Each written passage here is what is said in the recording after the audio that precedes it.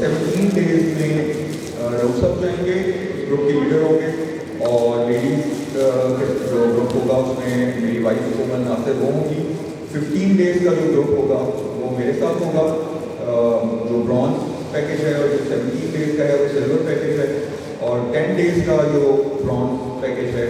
उसमें कम लोग हैं, उनको हम मदीना एयरपोर्ट पर रिसीव करेंगे। तो वो है, ऐसा कोई बहुत बड़ा ग्रुप नहीं है, कुछ चंद फैमिलीज हैं जो यहाँ से डायरेक्ट जिस तरह आप इंटरनेशनल ट्रैवल करते हैं उसी तरह वो लाहौर एयरपोर्ट से जाएंगे, और मदीना एयरपोर्ट पर वी विल रिसीव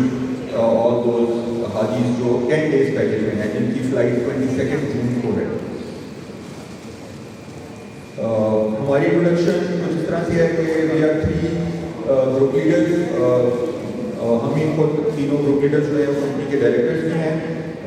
मैं हूँ, my name is doctor Nasir, I am basically a cosmetic and hair transplant surgeon. Then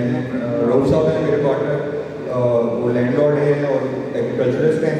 उसके अलावा कंस्ट्रक्शन बिजनेस में हैं। और दैन मेरी वाइफ कोमल नासिर वो डिज़ाइनर हैं, उनकी एम्ब्रॉयडर्ड शॉल्स होती हैं।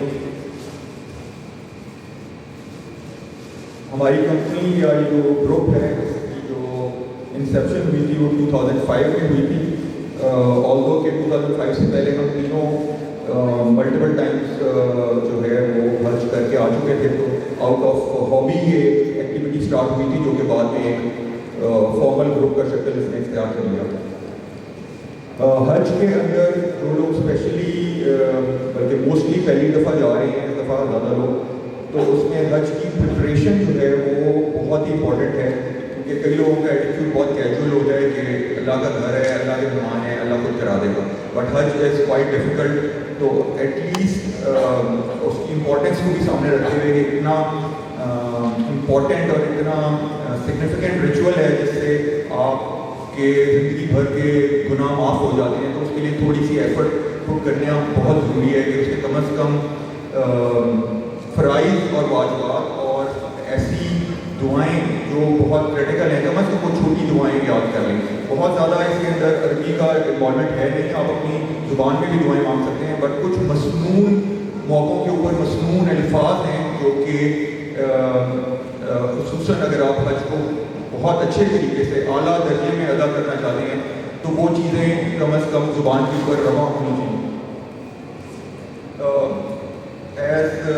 प्रिपरेशन किसी भी चीज़ की जिस तरह होती है, इबादत की या किसी रिचुअल की, उसमें एक तो स्पिरिचुअल प्रिपरेशन होती है जो सबसे इम्पॉर्टेंट है, और फिर उसके बाद आजकल के ज़माने में रश इतना हो गया है तो बहुत सारी फिज़िकल प्रिपरेशन के पॉइंट्स भी हैं जो आपको तैयारी में उसको इम्पोर्टेंस देनी होती है। बेसिक प्रिपरेशन या जो बहुत इंपॉर्टेंट पॉइंट्स हैं, तो सबसे पहले आपकी नीयत या इंटेंशन की प्योरिटी बहुत ज़रूरी होती है कि आप हज जो है वो सिर्फ उसका मकसद जो है आपका वो अल्लाह ताला को राज़ी करना है, उसके अलावा अपने नाम के साथ कोई टाइटल लगवाना या अपनी रेपुटेशन के मैं हज करके आया हूँ, या कई लोगों में ट्रेंड होता है कि शो ऑफ करने का, वो चीज़ें अगर शामिल हो जाए तो हज की नीयत खालिस नहीं रहती। तो सबसे पहले आपको अपने माइंड में बिल्कुल केयरफुली ये एक नीयत होनी चाहिए कि मैं सिर्फ और सिर्फ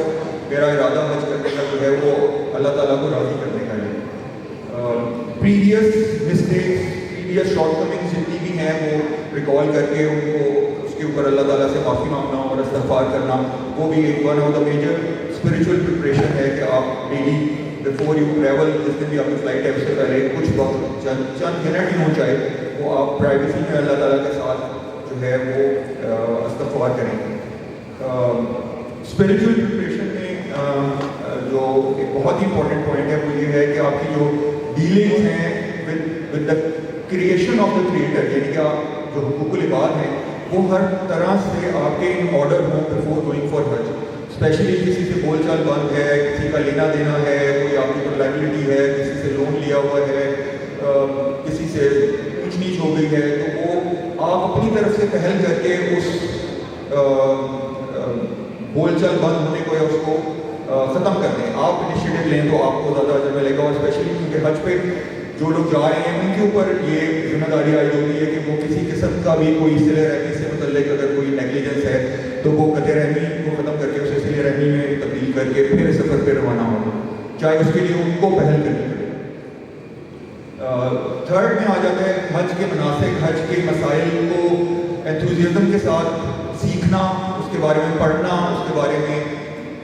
سننا, اس کے بارے میں ویڈیوز دیکھنا. آج کل ڈیجیٹل میڈیا کا دور ہے, بہت سارا کانٹینٹ ہم پرووائڈ کریں گے آپ کو, ان ایڈوانس بھی پرووائڈ کریں گے, اور ہر ریچول کے موقع کے اوپر بھی آپ کو واٹس ایپ کے اوپر بھی کانٹینٹ اس سے ریلیٹڈ چھوٹی چھوٹی آڈیو ویڈیوز یا کوئی بھی گائیڈنس جو ہے وہ آپ کو واٹس ایپ پہ ملتی رہے گی. قرآن اور سنت سے جو منقول دعائیں ہیں وہ کتابوں میں اویلیبل ہیں, ہم بھی آپ کو کچھ دے رہے ہیں, وہ ضرور زبانی آنی چاہیے. 2-3-4 ایسی اسینشیل عربی دعائیں ہیں جو آپ کو یاد ہونی چاہیے, بغیر بہتر ہے کہ بغیر دیکھے آپ پڑھ سکیں. تلبیہ ہے, اور ایک طواف کے اندر جو دعا ہے جو آخری 2 کونوں کے درمیان, یعنی کہ حجر اسود سے پہلے جو آپ کا سپیل ہو جائے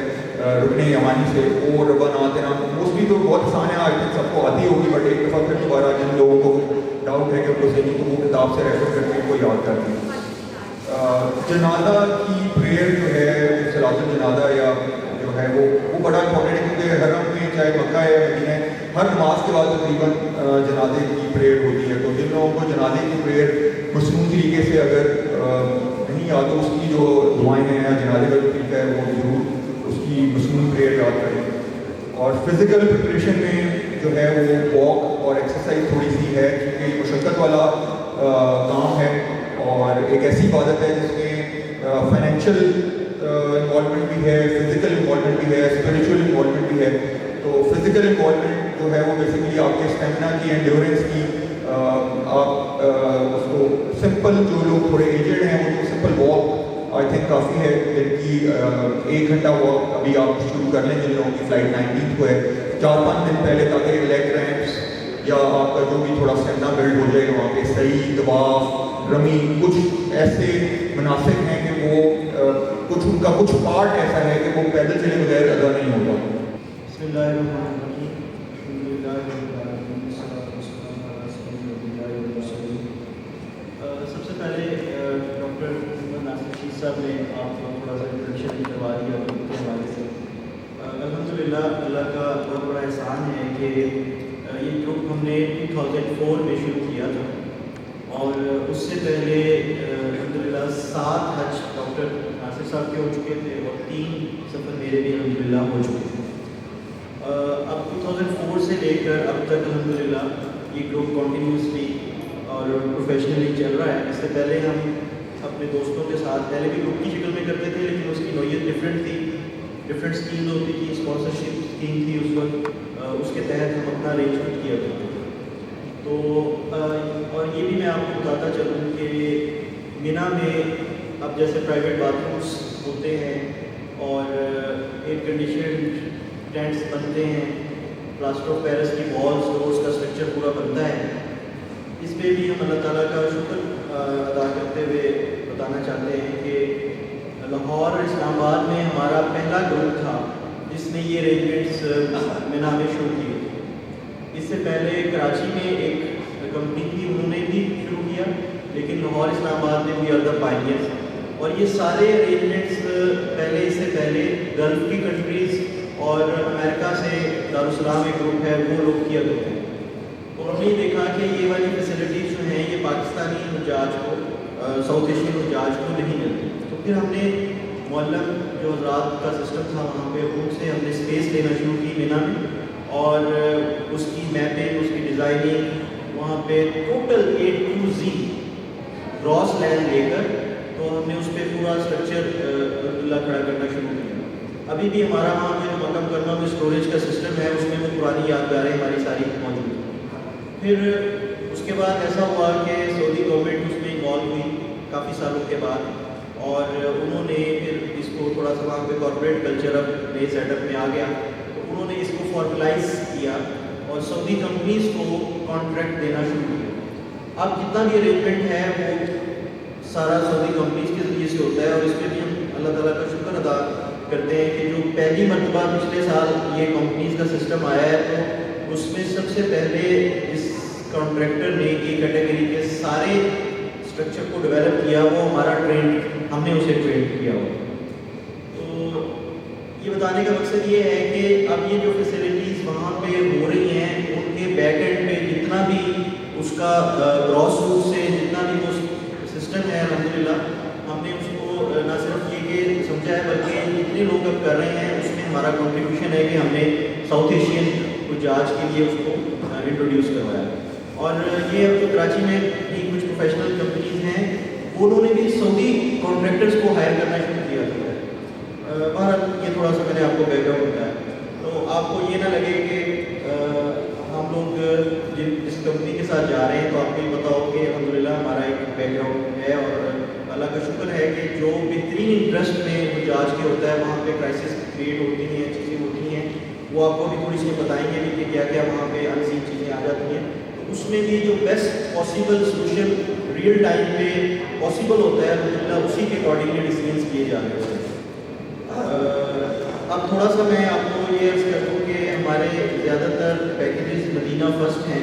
اور ہم نے پہلے مدینہ منورہ جانا ہے. تو ہمارے بہت سارے کلائنٹس یہاں پہ نہیں آ سکے ہیں جو کہ اوورسیز پاکستانیز ہیں, امریکہ سے, یو کے سے, کینیڈا سے, آسٹریلیا سے. الحمدللہ ہمارے ساتھ لوگ ٹریول کر رہے ہیں جو کہ وہاں سے ڈائریکٹ ٹریول کریں گے تو مدینہ منورہ. ان کو ہم یہ ساری جو ہماری ابھی ٹریننگ سیشن چل رہا ہے یہ ویڈیوز ہم اپلوڈ کریں گے اور وہ اس سے انشاءاللہ استفادہ کریں گے. تو اب میں ریکویسٹ کروں گا کہ ناصر سے کہ اس کو یہاں سے کیری آن کریں.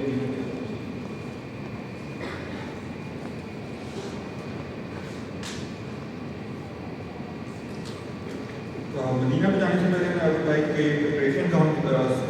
سیکشن ختم کر لیں. فزیکل پریپریشن پہ میں نے چھوڑا تھا 1 گھنٹے کی واک سب لوگ جو ہے ہائیلی ریکمینڈیڈ, اور کیونکہ گرمی ہوگی اور جون کا حج ہے تو واک بھی کچھ سیشنز واک کے ایسے کریں آپ کہ وہ رات کو مغرب کے بعد کرنے کے بجائے عصر سے مغرب کے ٹائم میں کر لیں تاکہ تھوڑا سا اسٹیمنا اور گرمی میں واک کرنے کا بھی ڈیولپ ہو جائے. اس کو ہم نے کور کر لیا ہے. جو لوگ نماز پڑھتے ہیں آلریڈی بہت اچھی بات, جو لوگ نماز میں کوتاہی کرتے ہیں تو حج پہ جانے سے پہلے اپنی نماز کی پابندی جو ہے وہ صحیح کر لیں, اور جو لوگ اسپیشلی پڑھتے ہیں وہ یہ کر سکتے ہیں کہ اپنی نماز کو اپگریڈ کرنے کے لیے کوشش کریں کہ حج پہ جانے سے پہلے جماعت کی پابندی بھی شروع کر لیں. تو یہ بھی ایک ایٹیکیٹ آف حج میں کاؤنٹ ہوتا ہے. اور جب بھی آپ اپنے سفر پہ روانہ ہوں تو اپنے رشتہ داروں کے ساتھ اچھے ماحول میں روانہ ہوں. اسپریچل پریپریشن میں بریف میں نے بتا دیا بٹ دوبارہ سے ریکیپ کر لیتے ہیں. حقوق اللہ ہیں اور حقوق العباد ہیں. حقوق اللہ میں نماز باجماعت, کسی کے قضا روزے رہتے ہیں, کوئی اگر فرض روزے رمضان کے تو وہ قضا بھی رکھ سکتے ہیں حج پہ جانے سے پہلے. زکوٰۃ کی لائبلٹی کسی کی کوتاہی ہوئی بھی اپنی زکوٰۃ کیلکولیٹ کر کے آپ ادا کر دیں سفر پہ جانے سے پہلے. سفر پہ حج کے سفر پہ اسپیشلی چلنے سے پہلے ضرور کچھ صدقہ کر کے نکلیں گھر سے یا اپنی فلائٹ سے پہلے, جو بھی دن ہو اس میں کچھ صدقہ پر پرسن جو ہے وہ آپ کر لیں. اور جتنے بھی دن ہیں فلائٹ کی ڈیٹ آنے تک اس میں کچھ نہ کچھ نماز کے علاوہ تھوڑا بہت اللہ تعالیٰ کا ذکر, استغفار, درود شریف اور مصنون دعائیں ہیں ان کو اپنے ڈیلی روٹین کا پارٹ بنائیں. حقوق العباد میں آپ کی کوئی بھی لائبلٹی, لون وغیرہ جس طرح ہے, کوئی ڈیبٹ ہے, ریلیشن شپس میں ہم نے صلہ رحمی کی بات کر لی ہے آلریڈی. نیت کی بات بھی ہے. نیت میں کچھ تھوڑا سا احادیث بھی ہیں اور کچھ روایات بھی ہیں جو بڑی آئی اوپننگ ہیں, جو آج سے 1400 سال پہلے حضور صلی اللہ علیہ وسلم کی طرف سے ہمیں پہنچی کہ قیامت کے قریب حج کی جو سب سے پہلے چیز خراب ہوگی وہ نیت کرپٹ ہو جائے گی انسانوں کی, مسلمانوں کی. جو بیسک نیت ہے اللہ تعالیٰ کو راضی کرنا یا پلیئر آف اللہ اور لائف کو چینج کرنا, حج کے بعد زندگی میں واضح تبدیلی, چاہے ایک تبدیلی ہی ہو لیکن ایک واضح تبدیلی آنا جو ہے وہ حج کی قبولیت کا ایک سائن کنسیڈر کیا جاتا ہے. جس طرح بہت سارے لوگ, ہم 20 سال سے ہمارے 15 سال سے گروپ جا رہے ہیں تو ہم نے خود اپنی آنکھوں سے یہ ایسے معجزے دیکھے ہیں جو پہلے بالکل داڑھی بھی نہیں تھی اور جو ہے نماز نہیں پڑھتے تھے, روزے بھی نہیں رکھتے تھے, تو آ کے وہ باجماعت نماز کے پابندی کے ساتھ, یعنی کہ جماعت کی پابندی کے ساتھ وہ 5 وقتہ نمازی ہو گئے, جو کہ سب سے بڑا مجاہدہ ہے, سب سے بڑا جو میرے خیال ہے, میرے خیال سے نماز بے نمازی اگر نمازی بن جائے یا ایک نمازی جو ہے وہ باجماعت نمازی بن جائے تو یہ بہت بڑا ایک قسم کا میریکل ہی ہے, اور یہ حج کے اندر یہ پاور ہے. تو جو نیت کرپٹ ہوگی قیامت کے پاس مسلمانوں کی, اس میں یہ ہوگا کہ نیت ٹائم آف قیامت جو امیر لوگ ہوں گے وہ اسپیشلی یہ حدیث کے الفاظ ہیں، اس کی عربی ہے لیکن ہم نے اس کو ٹرانسلیٹ کر کے انگلش میں بتا رہا ہوں کہ قیامت کے نزدیک جو امیر لوگوں کی نیت میں اگر کوئی خرابی آئے گی تو وہ for the sake of travel enjoyment یا for the sake of show off, تو یہ آپ اپنے آپ کو اندر سے بالکل اپنے ایموشنس کو اور اپنی تھنکنگ پروسیس کو میک شیور کریں کہ کسی قسم کا اس طرح کا کوئی ڈیلیوشن آپ کی نیت میں نہ آئے کہ میں حج پہ جا رہا ہوں یا آگے اس طرح مطلب دس از جسٹ پرسنل، بٹ حج کے بعد آگے کے لوگ حاجی کا ٹائٹل لگا دیں تو وی سجیسٹ کہ وہ بھی ایک شو آف میں ہوتا ہے، اس لیے اپنے نام کو بھی چینج کرنا ایک اچھا اسٹیپ کنسیڈر نہیں کیا جاتا۔ مڈل کلاس جو ہوگی سوسائٹی کی وہ کمرشل پرپزز کے لیے حج کرنا شروع کر دے گی، کیونکہ حج پہ اتنا زیادہ ٹریول ہوتا ہے کہ ڈفرینٹ نیشنلٹیز کے لوگ آتے ہیں، تو وہاں پہ بزنس اپرچونیٹیز، کمرشل اپرچونیٹیز، ایک ہائی سیزن ہوتا ہے، 25 لاکھ لوگ اویلیبل ہوتے ہیں، تو بہت سارے لوگ جو ہے وہ ٹریڈنگ اور بزنس کے لیے حج کی نیت کر کے چلے جائیں گے، تو وہ بھی حج، وہ مقصد حج کا فوت ہو جائے گا اسے۔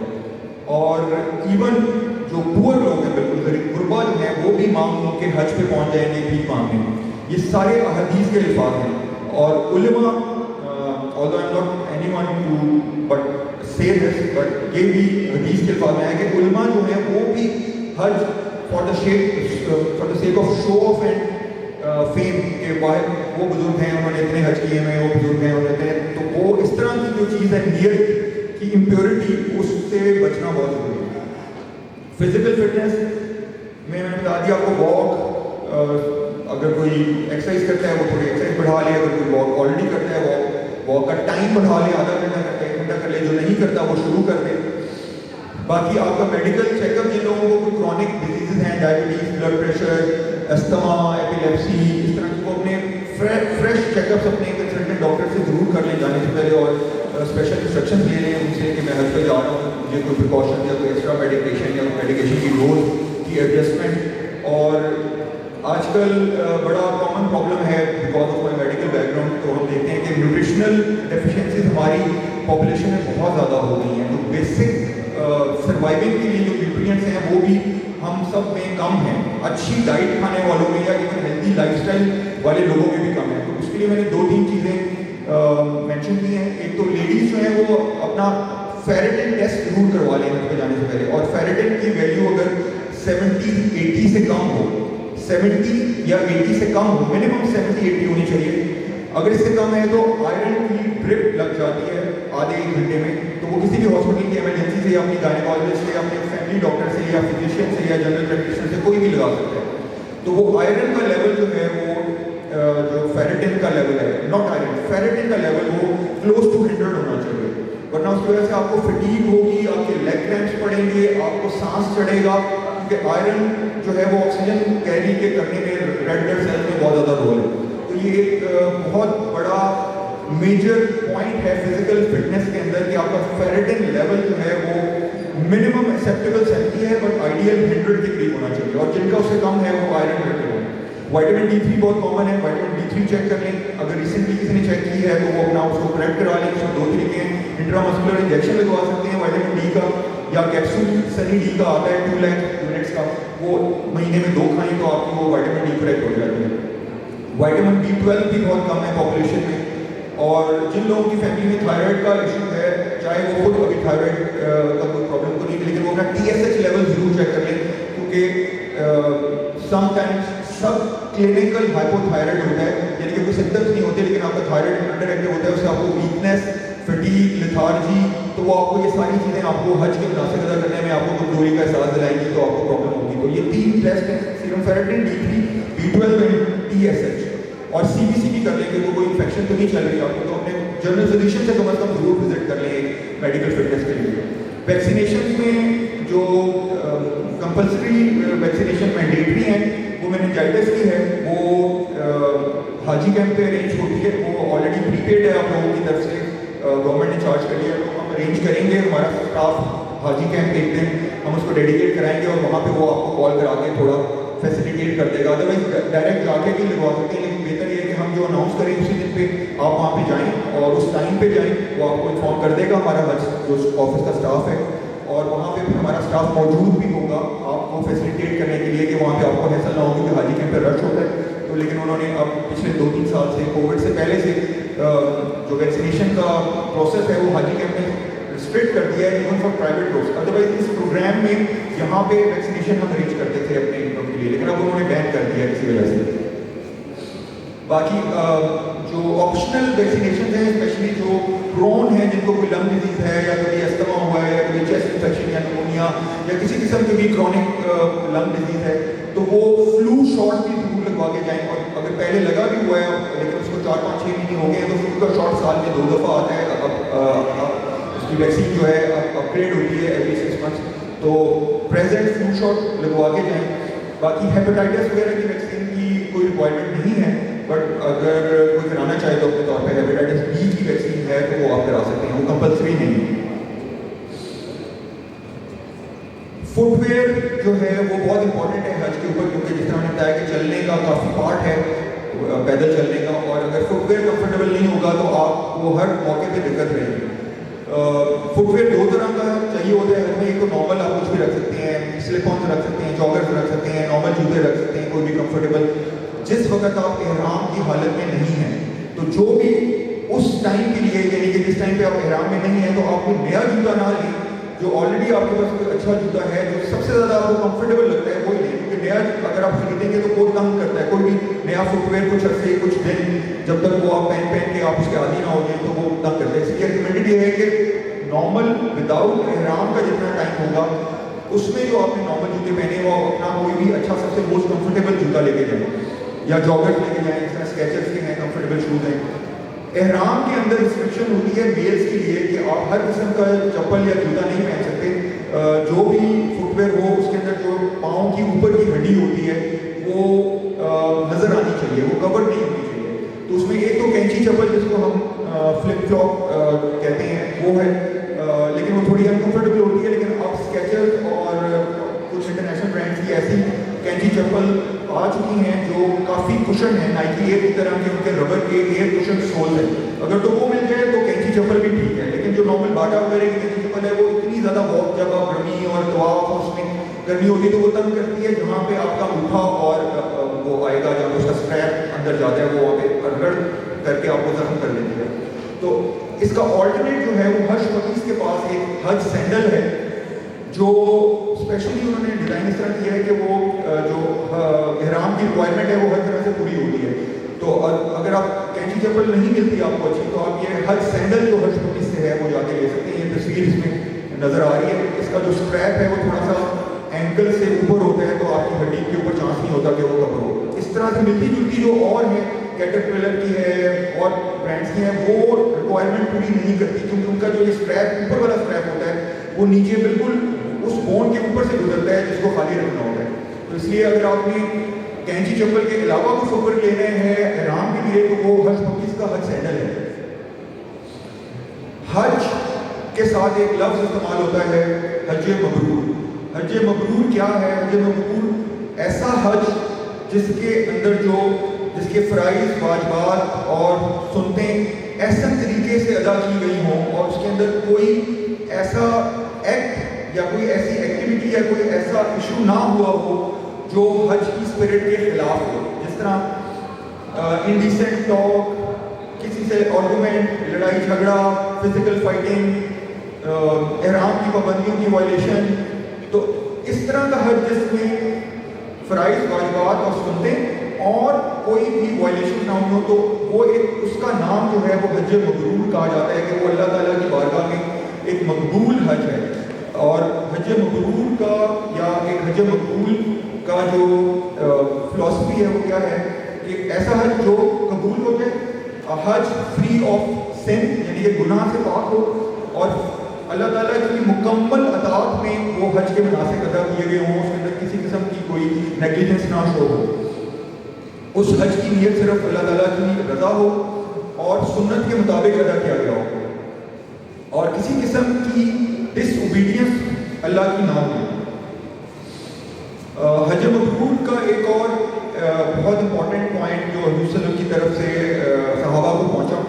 तो वो ये था कि उन्होंने किसी सहाबी ने क्वेश्चन किया कि हज मबरूर क्या है, तो उसके जवाब में हज़रत सल्लल्लाहु ने फरमाया कि हज मबरूर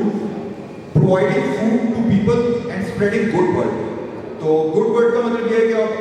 आने जाने आस पास आने वाले लोगों, अपने रूममेट्स, अपने टेंट के जो लोग हैं, बाहर मकतब में, जहाँ पे कोई भी जो मिले, सलाम को आम करें, जो सबसे बड़ी सुन्नत है। मुस्कुरा के सलाम आम करें और सलाम में पहल करें, क्योंकि ये एक सोशल इंटरेक्शन भी है बहुत बड़ा। हज का जो इवेंट है, दुनिया भर से लोग आए हुए हैं, तो उसके अंदर सलाम में पहल करना एक बहुत बड़ी नीति है। और प्रोवाइडिंग फूड टू पीपल, माशाल्लाह हम सब अफोर्डिंग लोग हैं, प्राइवेट हज ग्रुप में जा रहे हैं, बल्कि मतलब वन के पैकेज में जा रहे हैं, तो जो लोग अफोर्ड करते हैं वहाँ पे खाना बांटना, ये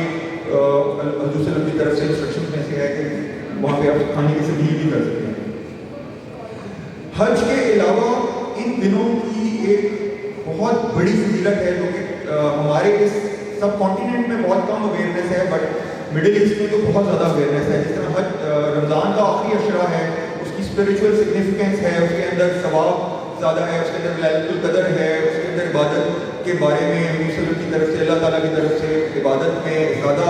इन्वॉल्व होने की इंस्ट्रक्शन हैं, डायरेक्शन हैं। इसी तरह जो ज़िलहज के पहले 10 दिन हैं, जिसको अशरा ज़िलहज कहते हैं, तो उसकी भी जो स्पिरिचुअल रिलीजियस सिग्निफिकेंस है वो इक्वल टू रमज़ान के आखिरी अशरे के बराबर है, एक्सक्लूडिंग हज। हज का तो अपना एक रिचुअल जो है, उसकी जो इम्पोर्टेंस जो है वो तो है ही है, लेकिन उसके अलावा भी पहली ज़िलहज से लेके 9 ज़िलहज तक या 10 ज़िलहज तक जो दिन हैं वो बहुत ही कीमती दिन हैं। और कुरान में भी अल्लाह ताला ने इन दिनों की कसम खाई है, और हदीस में बहुत सारी इसके बारे में जो है कोटेशन आई हैं कि अशरा ज़िलहज की जो अहमियत है वो रमज़ान के आखिरी अशरे के बराबर है। ये हम शेयर कर देंगे इन्फॉर्मेशन में, पॉइंट टू पॉइंट डिटेल में नहीं जाऊँगा क्योंकि हम यहाँ पे हमारे टाइम की कमी है, बट हम आपको ये भेज देंगे अशरा ज़िलहज के फ़ज़ाइल। हज रिचुअल मेन पे आते हैं हम कि हज है क्या, किस तरह का हज है, किस तरह करना है। 3 तरह का हज होता है, देयर आर 3 टाइप्स ऑफ हज। हज इफ़राद, हज क़िरान, हज तमत्तु। हम सिर्फ हज तमत्तु पे रिस्ट्रिक्ट करेंगे क्योंकि यही हज तमत्तु यानी कि हज की यही किस्म है, यही टाइप है जो पाकिस्तान या इंडिया से जाने वाले लोग कर सकते हैं। हज इफ़राद मोस्टली जो सऊदीया में रहता हो, जद्दा में रहता हो, वो उन लोगों के लिए हज इफ़राद है, मक्का में रहता हो। और हज क़िरान जो है वो मोस्टली वो लोग करते हैं जो हज से एक दिन पहले, बिल्कुल एक दिन पहले मदीना से हज करने जा रहे हैं या रियाद से एक दिन पहले हज करने आ रहे हैं, तो उसमें वो इहराम आपने खोलना नहीं होता उम्रे के बाद। तो हम हज तमत्तु पे फोकस करेंगे। हज के 3 फ़र्ज हैं जिनको कंपल्सरी या मैंडेटरी कहते हैं। एक इहराम को बांधना, दूसरा अरफात के अंदर पूरा दिन गुजारना, और तीसरा तवाफ़ ज़ियारत करना। ये 3 फ़राइज़ हैं हज के, इनमें से कोई भी एक आपको ये लिखने की ज़रूरत नहीं है। मैं देख रहा हूँ कुछ लोग पिक्चर्स बारे में, एक प्रेजेंटेशन आपको हम व्हाट्सएप पे शेयर कर देंगे, ये पूरी प्रेजेंटेशन आपको शेयर कर देंगे। आप अभी सिर्फ फोकस करके कॉन्सेप्ट को ग्रैब करें, बाकी जो माइन्यूट डिटेल्स हैं ये आप इसके अंदर से रीड कर सकते हैं। ये तीनों में से, तीनों फ़राइज़ में से कोई एक चीज़ भी रह गई या सही तरह अदा ना हुई तो हज नहीं होगा, और उसका कोई कफ़ारा या कोई दम नहीं है। तो इहराम में होना लाजमी है, अरफात के अंदर जाके हाजिरी पूरी करना ज़रूरी है, और तवाफ़ ज़ियारत करना ज़रूरी है। इसका कोई ऑल्टरनेट नहीं है, इसकी कोई रिप्लेसमेंट नहीं है। और 6 वाजिब हैं। वाजिब में मुज़दलिफ़ा का क़याम यानी कि वक़ूफ़ मुज़दलिफ़ा, हज की सही करना, और शैतान को कंकरियाँ मारना जिसको रमी कहते हैं। उसके अलावा हज के सारे अरकान खत्म करने के बाद अपने बाल कटवाना। तो ये जो है 3 वाजिब हैं। खुदा ना खास्ता वाजिब में कोई नुक्स हो जाए या छूट जाए तो उसकी पेनल्टी दे के वो आप रिकवर कर सकते हैं, अपना हज ठीक कर सकते हैं, लेकिन फ़र्ज में इस तरह से नहीं है। हज रिचुअल्स क्या हैं? एक कॉन्सेप्ट जो लोग पहली दफ़ा जा रहे हैं, हम बहुत क्विकली इस पे जाएंगे, और लोग इसका टाइम डिटेल टाइम हमारे पास मक्का में भी होगा, हम वहाँ पे भी ब्रीफ करेंगे, इसलिए बहुत डिटेल में मैं अभी नहीं जाऊँगा। तो एक बेसिक कॉन्सेप्ट बन जाए कि जो लोग पहली दफ़ा जा रहे हैं कि हज है क्या। हज में पहली चीज़ आपकी होगी तमत्तु में, वो होगा उम्रा, जो कि मोस्ट मेरे ख्याल से जो लोग हैं वो कर चुके हैं यहाँ पे। अगर किसी ने नहीं किया तो मैं इस वजह से ये रिपीट कर रहा हूँ कि حج تمتع میں آپ کیا کرتے ہیں کہ آپ ایک احرام باندھتے ہیں اور پہلے عمرہ کرتے ہیں، اور عمرہ کرنے کے بعد بال کٹا کے احرام کھول لیتے ہیں، اور پھر دوبارہ جب حج کی ڈیٹ آتی ہے 8 ذی الحج، جس دن منا جانا ہوتا ہے، اس دن پھر دوبارہ احرام باندھتے ہیں۔ تو یہ حج تمتع ہے۔ اور حج قران سے اس کا فرق یہ ہے کہ حج قران میں جب آپ ایک دفعہ احرام باندھ لیتے ہیں تو پھر عمرہ کرنے کے بعد آپ احرام نہیں کھولتے، اور اس کے بعد آپ پھر حج پہ اسی احرام کے ساتھ جاتے ہیں۔ تو کیونکہ پاکستان انڈیا سے جانے والے لوگوں کے ٹریول پلان اس طرح ہوتے ہیں کہ عمرہ کرنے کے بعد کچھ دن ہوتے ہیں حج پہ جانے سے پہلے، تو آپ کو احرام میں رہنا مشکل ہو جاتا ہے، اس لیے حج قران کرنا جو ہے وہ ڈیفیکلٹ ہے۔ حج تمتع میں آپ عمرے کے بعد احرام کو کھول سکتے ہیں اور نارمل کپڑوں میں آ سکتے ہیں دوبارہ، اور پھر بنا جس دن صبح کو جائیں گے اس دن 8 ذی الحج کو صبح کو آپ دوبارہ احرام باندھیں گے۔ تو تمتع میں پہلی چیز آپ جو کریں گے وہ عمرہ کریں گے۔ عمرے کی میں آپ کو ایک شارٹ ویڈیو دکھا دیتا ہوں which would be better concise instead کہ ہم وہ سلائڈ پر ڈسکس کریں۔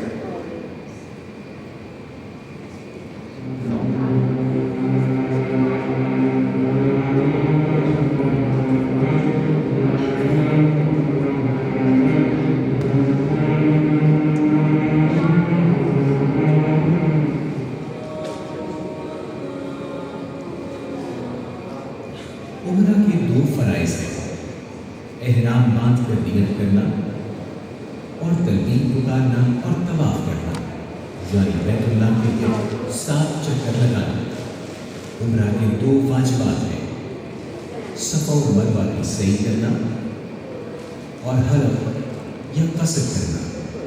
سنت کے مطابق حرم پاک میں داخل ہوں اور خانہ کعبہ پر پہلی نظر پڑتے ہی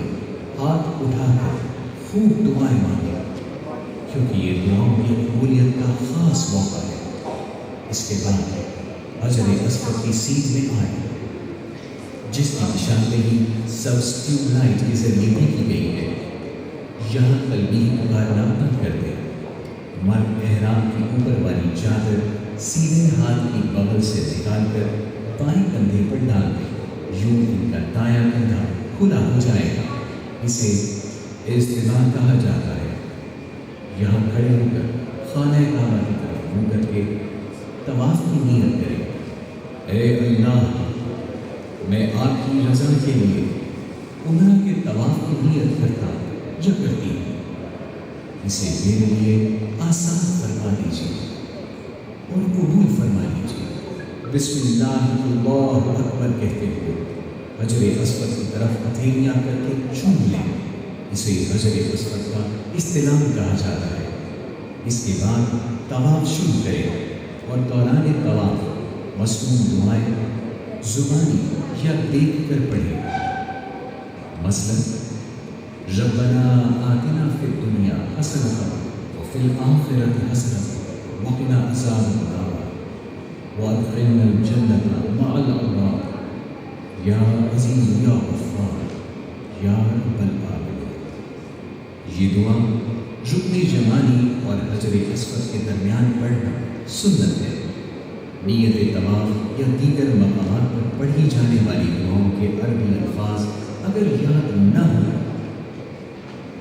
آئے مانگیں، جس زبان میں جی چاہے مانگیں۔ آپ کو خانہ کعبہ کے گرد 7 چکر پورے کرنے ہیں اور ہر چکر کے بعد استلام کرنا ہے۔ صرف پہلے 3 چکروں میں سینہ تان کر تیز تیز چلیں، جسے رمل کہا جاتا ہے۔ طواف کے بعد 2 رکعت نماز واجب الطواف مقام ابراہیم کو اپنے سامنے رکھتے ہوئے ادا کریں۔ اگر یہاں موقع نہ ملے تو یہ حرم میں کہیں بھی ادا ہو سکتے ہیں۔ مطاف کے چاروں طرف ٹھنڈے اور سادہ زمزم کی ٹوٹیاں اور کولر لگے ہوئے ہیں۔ قبلہ رخ کھڑے ہو کر جی بھر کر زمزم پیے اور خوب دعائیں مانگیں۔ زمزم پینے کے بعد صفا پہاڑی کی طرف سعی کے لیے روانہ ہو جائیں، جس کی نشاندہی کے لیے عربی اور اردو میں بورڈ لگائے گئے ہیں۔ صفا کی طرف جاتے ہوئے حجر اسود کا استلام کرنا سنت ہے۔